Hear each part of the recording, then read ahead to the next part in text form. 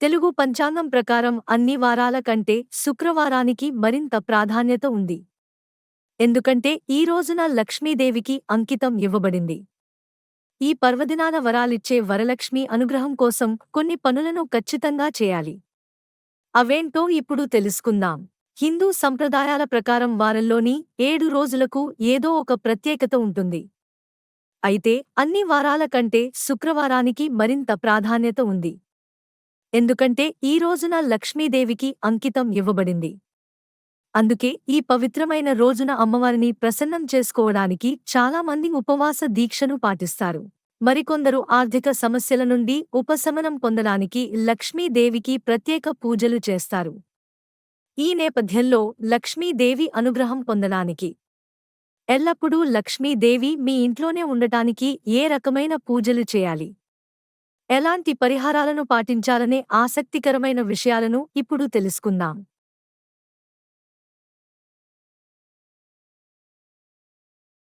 మహాలక్ష్మీదేవికి 8 రూపాలు ఉంటాయి.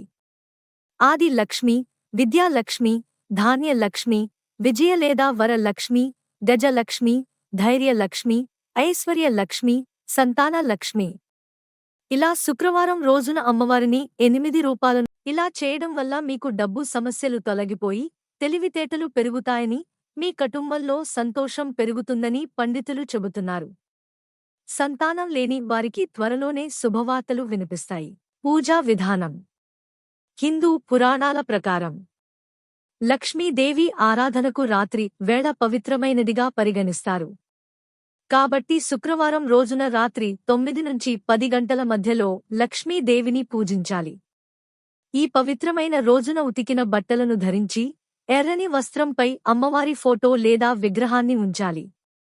అదే విధంగా శ్రీ యంత్రాన్ని ఉంచాలి. ముందుగా నెయ్యి దీపాన్ని వెలిగించాలి. అష్టగంధాన్ని శ్రీయంత్రం లక్ష్మీదేవికి తిలకంగా పెట్టాలి.